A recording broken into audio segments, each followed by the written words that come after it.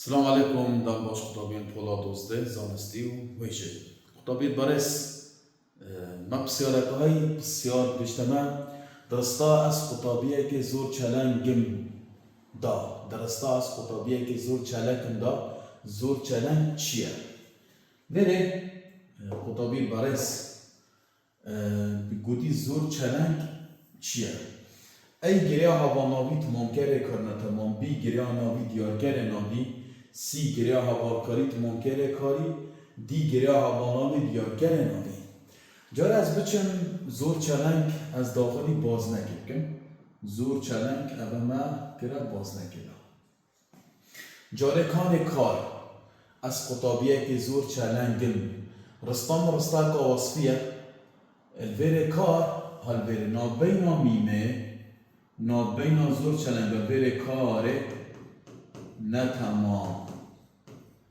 بو دمه نهو در نکفته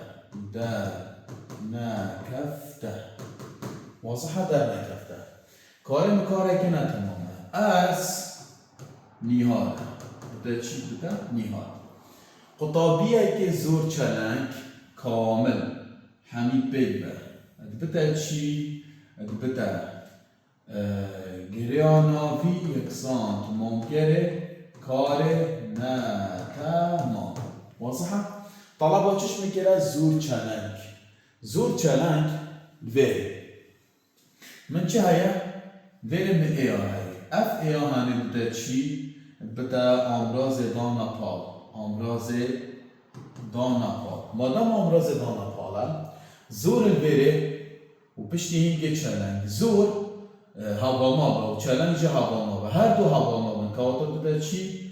بده گریه هوانابی بده چی؟ بده گریه هوانابی ای یه گوتی گریه هوانابی یا تمام کرده کاری ندام نخیر مادم امراض دانا پاله هاتی بده دیار کرد گریه هوانابی دیار کرد بره مادم امراض دانا پاله هاتی بده گریه هوانابی دیار کرد اولی گویی گریه هواناوی تمام کرده کار نتمام ای خلطه بی یه گویی گریه ناوی دیارگر ناویه بس نه گریه ناویه گریه هواناویه بیشی خلطه سی یه گویی گریه هوالکاریه تمام کرده کاریه طبعا یک جا نگریه هوالکاریه سی خلطه مهی دی گریه هواناویه بله دیارگر ناویه بله کاتا جا بادرس بته چی؟ بتا دی جا بدرس بتا چی؟ بتا دی